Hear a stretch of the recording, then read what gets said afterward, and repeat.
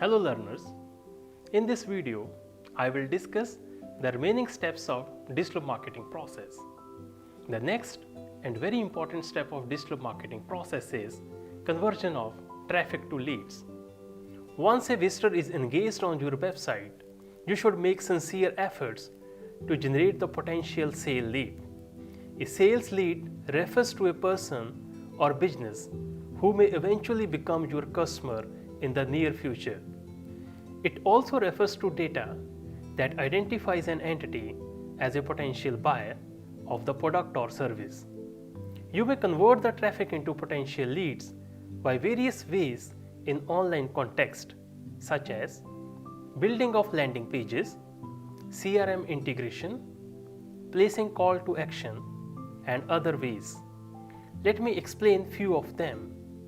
The term landing page is the page of your website where a potential customer will land after clicking on promotional link embedded in various advertisements. Landing page is very good tool to capture the basic information of your potential customer.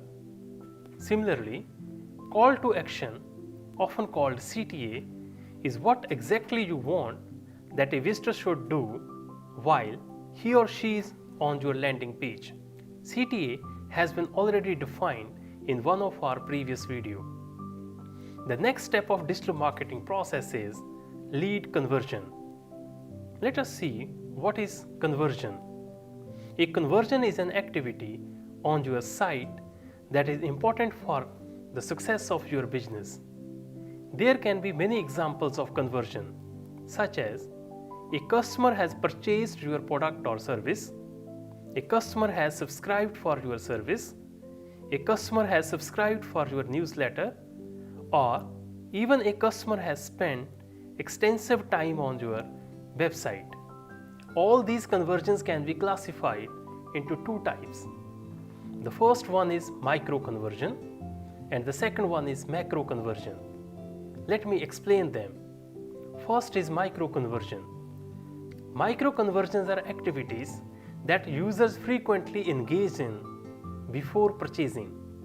Sites commonly have several kinds of micro conversions, which include email sign up, creation of account, browsing of website extensively, or PDF download. Similarly, macro conversions are primarily attributed to main product or service on your website. For example, if a customer completed his sale process, then we will say that a macro conversion has happened on your website. The next step in digital marketing process is measurement and tracking. Measurement and tracking is very important step of digital marketing process. In this phase, marketing efforts of your organization are measured and tracked by using numerous tools that are available in digital marketing. As we discussed in one of our videos, that marketing efforts in digital marketing can be tracked and measured with 100% accuracy. So what can be measured exactly in digital marketing? We can measure lot many things with the help of various tracking and measurement tools. We can measure the traffic behavior, return on investment, search engine optimization success, social media campaign performance, pay-per-click campaign success, and many more things. Free tools like Google Analytics is primarily used for measurement and tracking purposes. Now, we are moving toward the last step of digital marketing process, and the last step is retention of customers. As the acquiring of new customer for your business is important, similarly, to retain the customer for the future is also very important. There can be two types of retentions: vertical retention and horizontal retention. Vertical retention means you are retaining a customer for the same product line. For example, if today one person purchases mobile phone from your website and in the future he wants to buy the mobile phone and he will again come back to your website, it is an example of vertical retention. However, horizontal retention refers to retaining the customer for other product lines as well.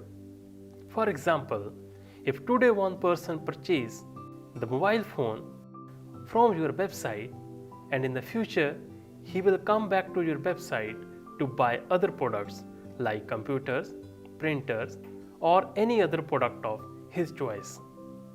So with this, we have completed the third module of our course, that is digital marketing process. I hope you have understood this process completely. As I said in the beginning of this video, that this process is more appropriate for new startup businesses who wants to leverage the power of digital marketing. However, this process is also applicable to such type of businesses who are already established and they want to adopt the digital marketing into their overall marketing strategy.